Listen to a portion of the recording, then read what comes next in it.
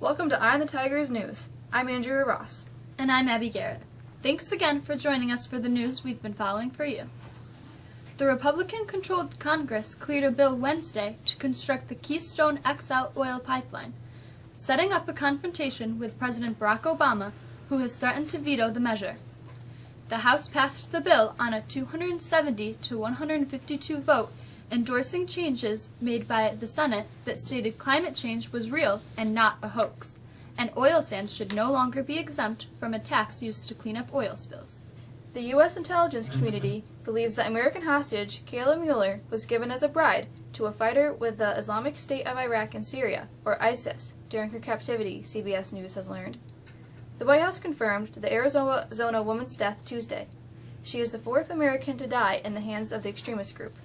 Lawmakers on Capitol Hill said all the circumstances around Mueller's captivity and death underscore the need for Congress and the President to agree on a framework for a battle plan to defeat ISIS in Iraq and Syria. NBC nightly news anchor Brian Williams has been suspended for 6 months without pay following his false claims about an experience he had during the Iraq War. NBC News President Deborah Turnus announced Tuesday night. The suspension will be without pay and is effective immediately. Lester Holt will take over. Jon Stewart will step down as host of The Daily Show, he announced during Tuesday night's taping. Comedy Central confirmed the news on Wednesday. Stewart has been at the helm of the beloved satirical news program for over 15 years. He will continue hosting the show until later this year. Stewart told fans he had felt restless. A very sad story from the world of journalism. Longtime 60 Minutes correspondent Bob Simon, who covered most major overseas conflicts and news stories since the late 1960s during a 5-decade career in journalism, died in a car crash Wednesday night. He was 73. Simon covered assignments that took him from the Vietnam War to the Irish Civil War. He spent years doing foreign reporting for CBS News, particularly from the Middle East, where he was held captive for more than a month in Iraq 2 decades ago. SpaceX launched an observatory inspired by former Vice President Al Gore toward a solar storm lookout pulling 1 million miles away Wednesday. The unmanned Falcon 9 rocket blasted off on the third try in 4 days, successfully hoisting the spacecraft for NASA. After 2 days off due to heavy snow, jury selection is set to begin again in the trial of Boston Marathon bombing suspect Johar Tsarnaev. Tsarnaev is charged in the 2013 attack that killed 3 people and injured more than 260. Jury selection in Tsarnaev's federal death penalty trial began January 5th. A house in the Netherlands drew suspicion because it was too hot to handle the snow on its roof. Police discovered a marijuana grow house after all the snow melted off its roof, thanks to the heat lamps used inside for plant cultivation, according to the Telegraph. Mexico's biomed science students took part in an innovative program earlier this week, which allows students to create chromosome spreads with HeLa cells to examine the chromosomal abnormalities within them. Mexico was just one of the 4 schools in the area to have this chance. 26 students took part in the lab. The HeLa cells originally came from a woman diagnosed with cancer. Henrietta Lacks would later die from her disease, but left growing cells that have continually been studied by students and doctors for nearly 6 decades. The biomedicine class is part of the Project Lead the Way program newly adopted by the district. The coldest weather of the season is on our doorstep. How cold and how long? Here's Asen with the forecast.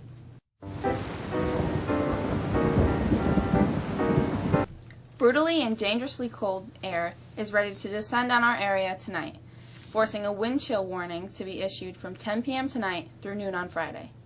Temperatures will barely creep above 0. Coupled with a 10-mile-per-hour breeze, we're going to face wind chill values near negative 35 degrees. The cold could take a break for a little while on Saturday, with temperatures in the mid-20s, but the trade-off is snow. We'll see some steady snow for parts of our Saturday before the cold comes back at us. Temperatures for Sunday won't get out of the negative numbers. We could see the coldest February in more than 80 years, and we could also expect a few more snow showers. The cold remains for Monday before the Arctic air heads out and we get a reprieve for Tuesday, before some more cold air in for Wednesday and the rest of the week.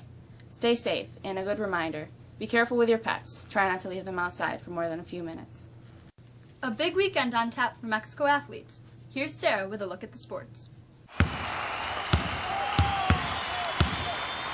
Mexico Wrestling heads to the SRC Arena at OCC on Saturday for the Section 3 meet and the right to move to the state championships. Theo Powers, Austin Whitney, and Trevor Allard go into the tournament as top seeds. Allard is a defending state champion. Mexico swimmers hit the pool for the Section 3 Class B swimming championships. The divers had their turn on Tuesday, and as expected, defending champion and Section 3 record holder Noah Galuzzo took first place. The performance paves the way for the junior to head to Ithaca College in 2 weeks for the state championships.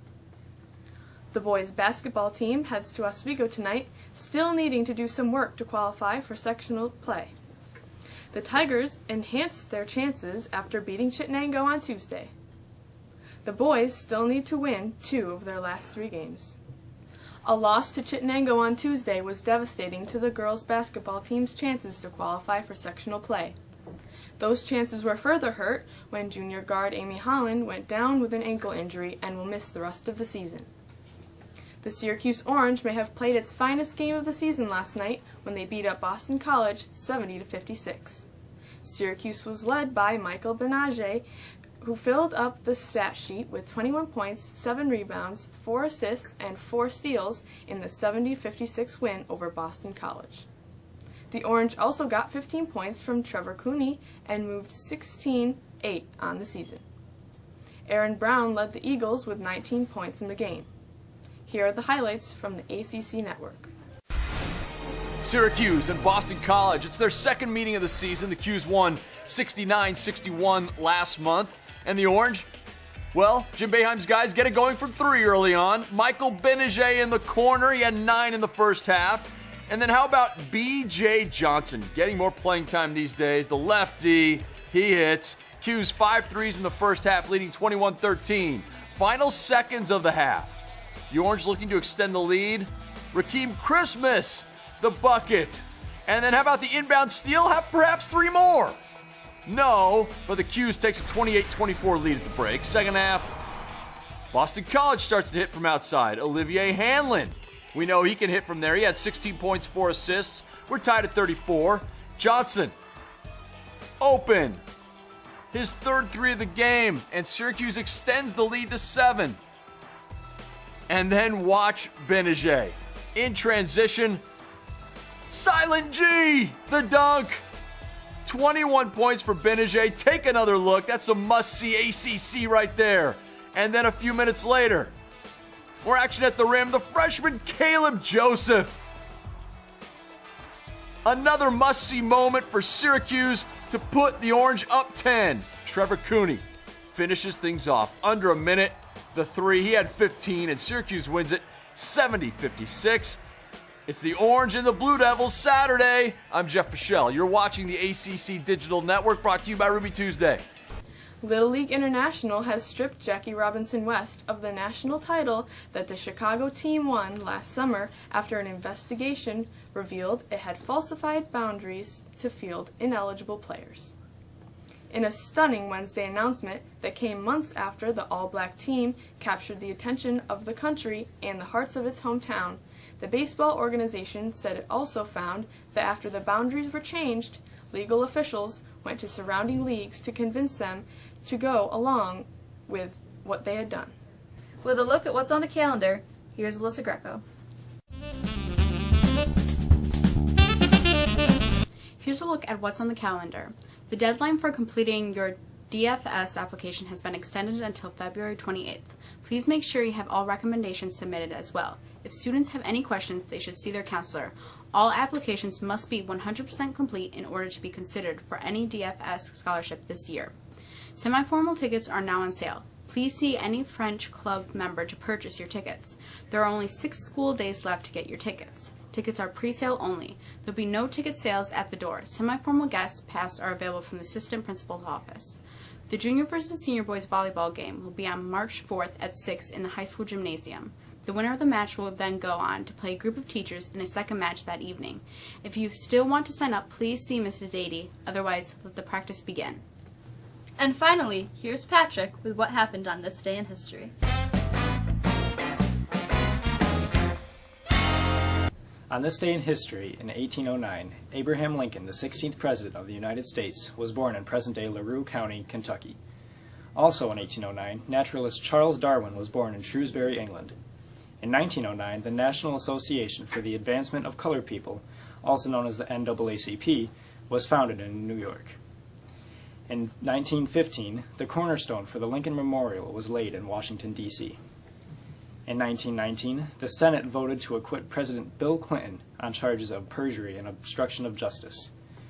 In 2004, defying a California law, San Francisco officials began performing weddings for same-sex couples. That's all for us for a while. We'll be back after the winter break. For the staff of Eye on the Tigers News, I'm Andrea Ross. And I'm Abby Garrett. Stay warm and have a good week.